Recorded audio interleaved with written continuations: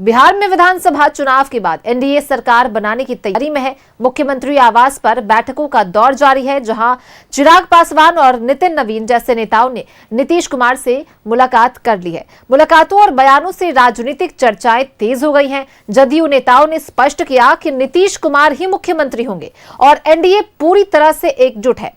मंत्री पद के बंटवारे पर भी चर्चा जो है वो चल रही है।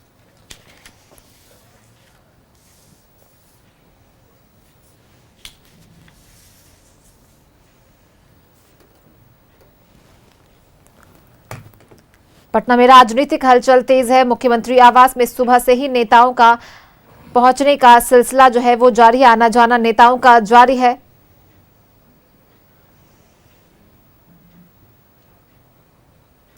नवनिर्वाचित विधायकों से सीएम नीतीश कुमार मुलाकात कर रहे हैं। चिराग पासवान मिलने के लिए पहुंचे।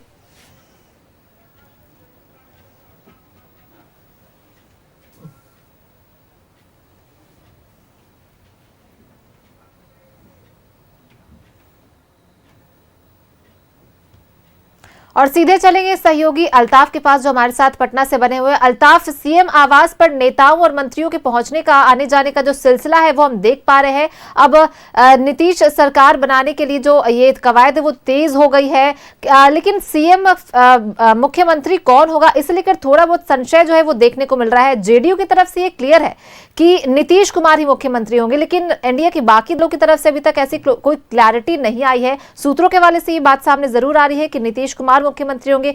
क्या कुछ जानकारी है आपके पास? ऋषित, देखिए इस वक्त मैं जेडीयू कार्यालय में हूं और हमारे साथ खास बातचीत करने के लिए नालंदा से एमपी कौशलेंद्र प्रसाद हैं और जेडीयू के पुराने साथी नीतीश कुमार के करीबी माने जाते हैं संजय गांधी जी भी हैं। तो ये सवाल मैं इन्हीं से ले लेता हूं, चूंकि जनादेश के ठीक दूसरे दिन आज की अगर बात करें तो चहलकदमी काफी तेज है। बड़े बड़े नेता का जो जेडीयू से जुड़े नेता हैं, शीर्ष नेता हैं, वो यहाँ पहुंच रहे हैं और अभी सुचना आ रही है कि नीतीश कुमार वो भी यहाँ पर पहुंचेंगे अब से थोड़ी देर के बाद ही। और यह भी चर्चा हो रही है, यह भी सूचना है कि आज वो इस्तीफा भी दे सकते हैं। लेकिन फिलहाल जो चीजें हैं, पहले तो आप लोगों को बहुत बधाई कौशलेंद्र जी, आप लोगों ने तो कमाल कर दिया, 85 सीट। चलिए, आपको भी धन्यवाद। कैसे देख रहे हैं इन तमाम चीजों को?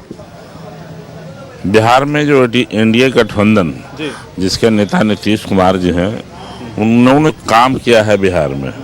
उस काम के आधार पर जनता ने वोट दिया है और मतदान भी अधिक किया है।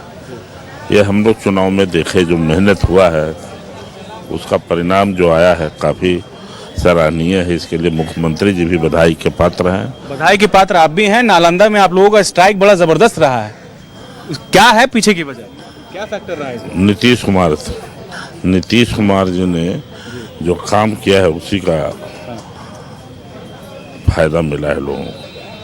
चर्चा एक हो रही है और कल से ही ये चर्चा गर्म है और आज जो है और ज्यादा हो रही है कि क्या नीतीश कुमार, जेडीयू की तरफ से तो आप लोग बोल रहे हैं कि सीएम पद की शपथ लेंगे नीतीश कुमार, लेकिन बीजेपी खेमे से ये बात निकल कर नहीं आ रही है। नहीं, सब लोगों ने बोला है। आप डिप्टी सीएम भी बोल रहे थे, सुन रहे थे, इसलिए मैं बोल रहा हूँ।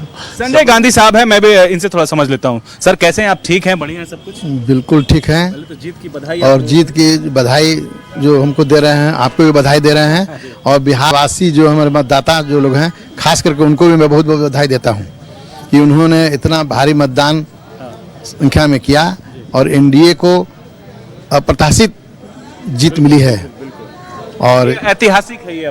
हाँ, ऐतिहासिक है। इस ऐतिहासिक जीत के पीछे और ऐतिहासिक आप लोगों का स्ट्राइक रेट के पीछे की 2-3 बड़ी वजह बता दीजिए।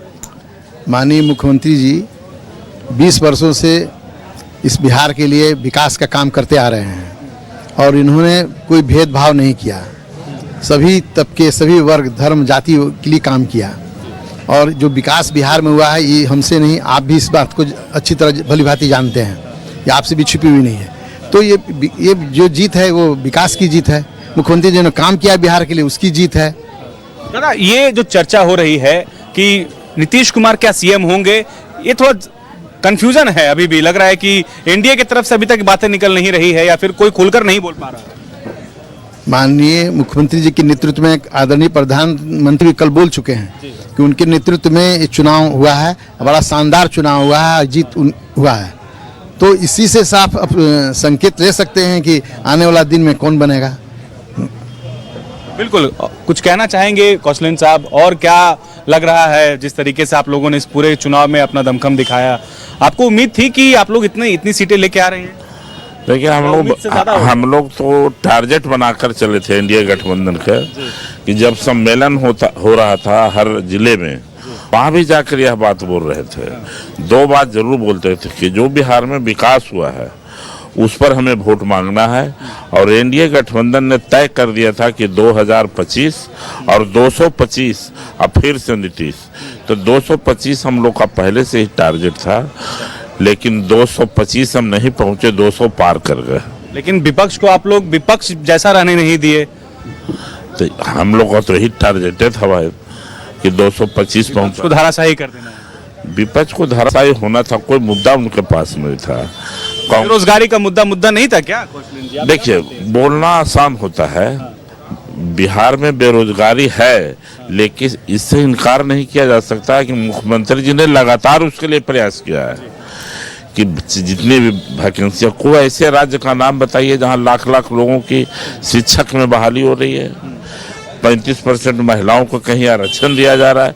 इतना मेहनत इन्होंने किया था, तो बिहार के लोग हर राज्य में हैं, तो वहाँ से जब देखते हैं कि वहाँ से भी विकास यहाँ ज़्यादा है, तो लोग वोट देंगे ही। जो लोग बाहर थे वोट देने काफ़ी लोग आए।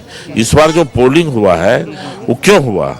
जितने भी बाहर में लोग थे प्रयास किए हैं कि बिहार में चले, बिहार में अच्छा काम हुआ है, और वोटिंग आके उन्होंने जो कार्यकर्ता, जो नेतागण हैं, उनका साफ कहना है कि नीतीश कुमार ही मुख्यमंत्री होंगे। आप हमारे साथ बने रहिए। आप फिलहाल आपका बहुत बहुत धन्यवाद। हम आपके पास दोबारा आएंगे जब एक बार नीतीश कुमार जब मुख्यमंत्री आएंगे यहाँ पर, तब हम आपके पास वापस आएंगे और जुड़ेंगे आपसे और तमाम जानकारी लेंगे।